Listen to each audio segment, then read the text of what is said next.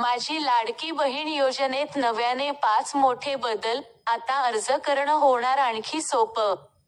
मुंबई, मुख्यमंत्री माझी लाडकी बहीण योजनेसाठी पात्र ठरणाऱ्या महिलांना दरमहा 1500 रुपये महिना आर्थिक मदत देण्यात येणार आहे. या योजनेसाठी येत्या 31 ऑगस्टपर्यंत अर्ज करता येणार आहेत. दरम्यान, महिलांना अर्ज करणे सोपे व्हावे यासाठी राज्य सरकारने अनेक वेळा अटी आणि शर्ती यामध्ये बदल केले आहेत. अशातच आता सरकारने पुन्हा एकदा नाव बदल करत जी.आर. काढला आहे. या नव्या निर्णयाअंतर्गत मुख्यमंत्री माझी लाडकी बहीण योजनेत 5 महत्त्वाचे बदल केले आहेत. राज्याच्या महिला व बालविकास मंत्री आदिती तटकरे यांनी या नव्या जी.आर. बद्दल आपल्या एक्स खात्यावरून माहिती दिली आहे. विशेष बाब म्हणजे तटकरे यांनी शासनाचा नवा निर्णयच आपल्या एक्स खात्यावर अपलोड केला आहे.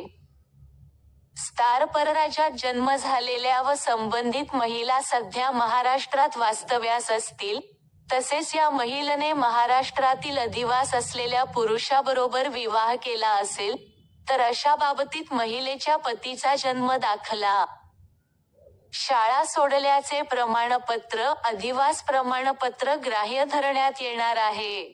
याशिवाय महिलेच्या पतीचे 15 वर्षांपूर्वीचे रेशन कार्ड व 15 वर्षापूर्वीचे मतदान कार्ड ग्राह्य धरण्यात येणार आहे.